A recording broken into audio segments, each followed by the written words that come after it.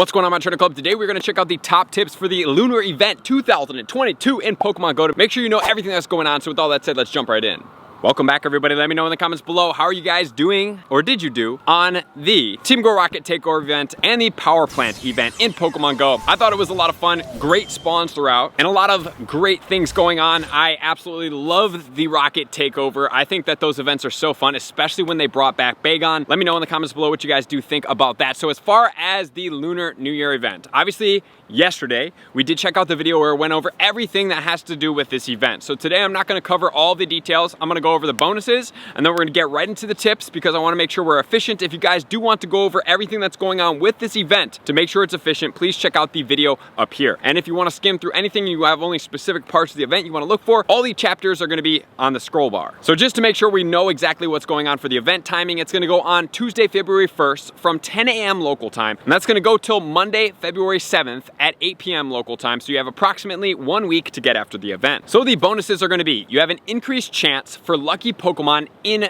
trades in general. So if you have really good Pokemon that you have been saving up and wanting XL candy for, you're wanting to trade, maybe you haven't done so, well, you're in luck. Starting tomorrow, which is gonna be when the event starts, we can have that availability. And then you're gonna be getting double Stardust every single time you open a gift, so please make sure to open all your gifts every single day, not only just for the boosted Stardust, but also to rank your friendship up and get you closer to best friends or even lucky friends. And by opening those gifts every single day, you have an increased chance of getting lucky friends as well. So for everybody that you have on your list that is not a lucky friend, but they are a best friend, please prioritize the interaction with all those people because you can open 30 gifts. So at least do the 30 gifts. And then all those other people, you can either do raid battles together, you can PvP against each other, you can defeat gyms together, whatever it takes, you can trade together to get those interactions every single day for all those best friends, because potentially all your best friends could turn into lucky friends. You have at least one interaction per day, and I just want to remind you guys that when you do go best friends, that does not count as an availability. And then you have one extra special trade per day, and that was yesterday as well as today, so please make sure to do all those special trades too. If you don't know what to do, just pick a legendary, trade them. You will be able to have an increased chance of lucky Pokemon with those Pokemon, and then also you have an increased chance of getting a good Pokemon out of that, and you're gonna get 2 of those each and every day, so please make sure to do that, and there's increased chances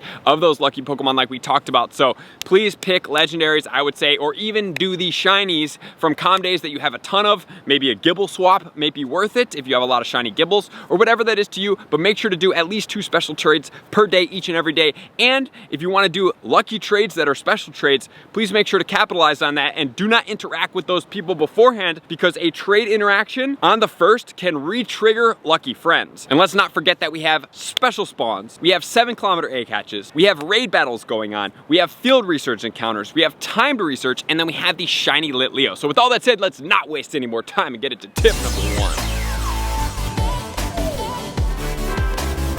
Tip number 1 is usually going to be focused around my spawns, but for this event, I am going to change that up. We're going to focus on the field research. Reason being is there's 2 different Pokemon in here that I really like. One is going to be focused on Stardust, one that has basically been locked behind raids and eggs, so I want to make sure that you guys do this task as much as possible. So, first and foremost, we have Catch 12 Pokemon, that's going to be a Darumaka. 618 also has a shiny, and actually every single Pokemon from that one and on out are all going to have shinies in the field research, which is a plus, which then leads us into Hatch an Egg. Hatch 1 egg is going to give you either one of 2 things. You're going to get either a Galarian Meowth, or you're going to get an Alolan Meowth. Galarian is 443 and the Alolan is 341. And some of you guys may look at that like, it's not that big of a deal. Well, guys, the Alolan Meowth is a perma-boosted Pokemon at 750 Stardust per catch on a star piece, 1125, and guess what? Hop-Ip Calm Day is gonna be 3 times catch Stardust. So on a star piece, with this Alolan Meowth, you will get 3,375 Stardust per catch. So if it is going to be the Galarian, please make sure to catch it. If it is going to be the Alolan, give it a berry, either a red raspberry or a golden raspberry, and then run from it from the field research. It will stack in your tasks, and then when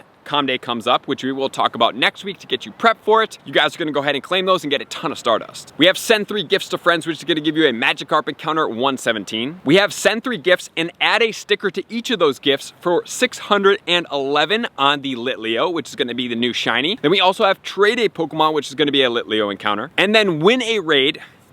Espurr, unfortunately, is kind of locked behind raids again. 539, 100% IV. The shiny is out now. And not only that, guys, please make sure to do this one. I would say stack up on all of those and then do a raid so you can get 3 Espurrs encounter. I am anticipating that this task is going to be relatively rare in comparison to all the other ones, but the Alolan Meowth, the hatch and egg one, is going to be the biggest Stardust one that we can possibly get. Obviously, there's only a couple more that are going to move harder than that, which is going to be Chimecho and Audino, but those are not out, and they've only been out a very select few. But since we have the Alolan Meowth, please make sure to capitalize on these research tasks, which then is going to lead us into tip number 2.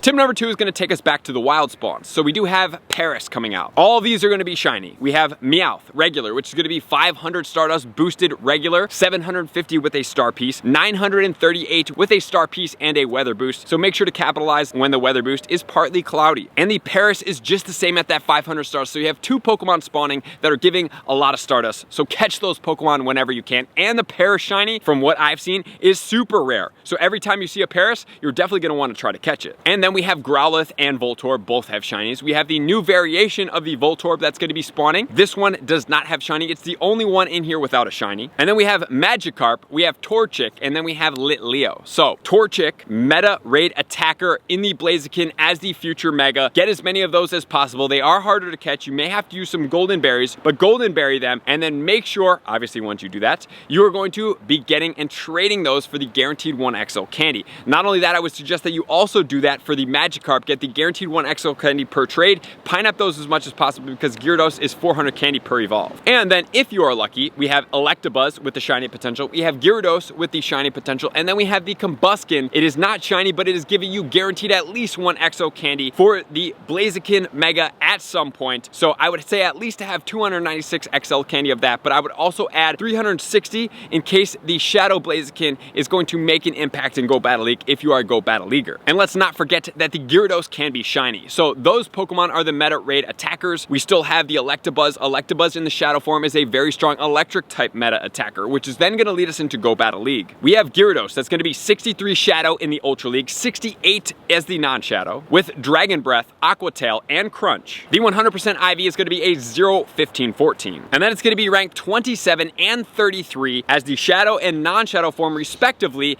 in the Master League. And those are going to be 100% IVs. And then just as a respect, since we did have it in the field research, we do have Berserker that's going to be ranked in the top 100 for the Ultra League. 100% IVs is going to be a 0, 14, 15 with Shadow Claw, Close Combat, and Foul Play at rank 59. So with all that said, those are going to be the spawns, the meta attackers, everything going on with Go Battle League, which is then going to lead us into tip number 3. Tip number 3 is going to be looking at the 7-kilometer eggs. So do I think they are worth it? I am going to let you know here in a second. Everything's going to be shiny except one. We have shiny Shuckle, we have shiny Slugma, we have shiny Darumaka, Scraggy is not going to be a shiny, and Litleo is going to be a shiny. I would say I would put this at about a 3 out of 5 for eggs. We do have the Scrafty in there, which is pretty cool. The new Litleo, Shuckle's a shiny. Do I really think that you guys should go and hatch a ton of them? Honestly, probably not. Not really the biggest fan of those, but if you do want those, please go after them and do them. But I would say stick to the 12-kilometer eggs, keep hatching those. There's great rocket leaders out, especially the Arlo for the Bagon. And then the 12-kilometer eggs are great to stock up for the February Com Day for Hoppip because of the 3-time Stardust catching is already gonna put you on star pieces. And just remember, for the Season of Heritage in the month of February, the bonus is going to be increased chances of getting XL candy from hatching eggs and 2 times XP from those egg hatches as well. So with all that said, now let's get into tip number 4.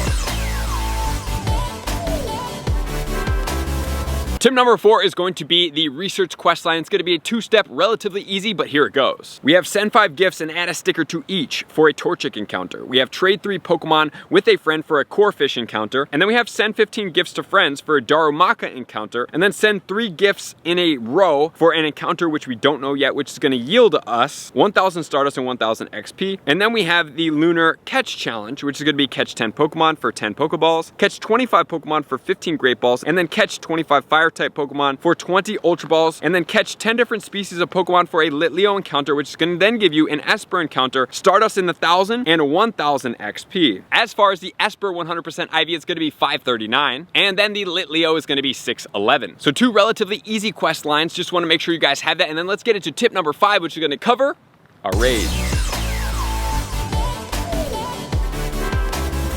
And tip number 5, all about the raid battles, 1, 3, 5, and Mega. I'm gonna cover them all to make sure you know exactly which ones I'm gonna recommend that you do. Starting off with the ones. We have Magikarp, Shinx, Darumaka, Litleo, and Espurr. All of them do have shinies now. Espurr, man, I know a lot of you guys are gonna grind those Espurr raids. I'm very, very positive on that. But just remember, guys, at some point they may be at a Go Fest. They may have a Com Day. I do not know. But only pursue these raids in high quantities if you are okay, if the shiny is basically given to you in the future. If you're not okay with that, then don't do it. But if you are okay with that and it's still fun for you and you're not gonna have any poor feelings once that does happen, or if that does happen, please go after it. So I would say in here, the only really one that is gonna be, I would say, worthwhile, because you have to do a raid anyway, is gonna be the Espurr. We already have had Darumaka spawn in the wild quite a bit. Litleo is gonna be the new shiny, but you can also get that in field research as well as wild spawns. So maybe do one of all these Pokemon that you have not completed raids of, and then move on, which then leads us into the 3-star raids. We do have Charizard. The only thing about Charizard, obviously it can be a shiny, gets you guaranteed 2 XL candy, but when the Mega is out, you also get Mega energy at the same time, and you get equal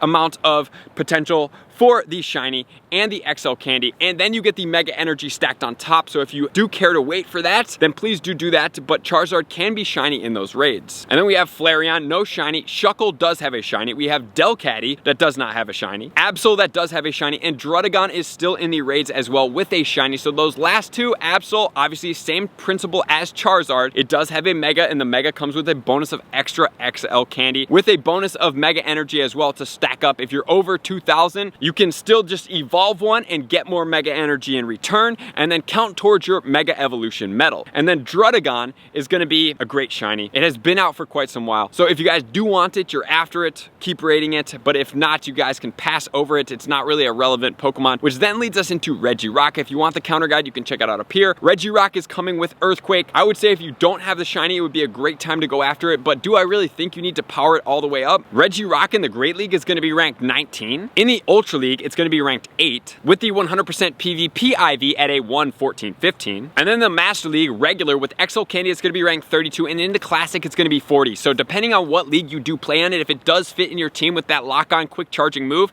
you may want to do more raids for it to get that XL Candy. But if not, honestly, get the shiny, be done with it. It's really more of a PvP based Pokemon. It is not relevant, but if you do want to see where the shadow forms of it does sit and if it's going to be relevant, check out the video up here. And then finally we have the Mega. Mega Houndoom will be out. It's been out so many times, but you also have the ability to get extra Mega energy on the Gyarados without doing any raid battles. So if you guys do want to do that, please make sure to capitalize. So with all that said, the big wins of this event, we have Paris Shiny that's rare, Espurr Shiny is out, Litleo Shiny is brand new and it is going to be out during this event. The Litleo Spotlight Hour is going to give you 2 times XP for evolutions. I'm probably going to do a little bit of a video beforehand on that one, and then we're going to jump into that. And then finally, we have the field research task, hatch an egg if it's the Alolan Meowth. Please make sure to raspberry, either golden or red, put it in your stacked field research tasks and save it up for Hotbip Com Day, and have a lot of fun during this event because you have a week to do so. So with all that said, I appreciate you guys tuning in as always. To all of my likers, commenters, subscribers, Patreon members, everybody who takes their support, subscription, and participation to the next level, I'm gonna see you guys out in the next video. Peace. I want to take this time to thank everybody who supports me in every facet. It means the world to me, and an extra special thank you to all my Patreons. I greatly appreciate the extra support to continue to allow me to pursue Pokemon Go full time, allowing me to create my daily video uploads in the most timely fashion for everyone's benefit. Plus, I get the amazing experience of sharing my creative processes behind the scenes and raiding all around the globe with select upper tiers. Thank you everybody for being a part of the Trainer Club. You all mean the absolute world to me, and I will see you guys out on the next video.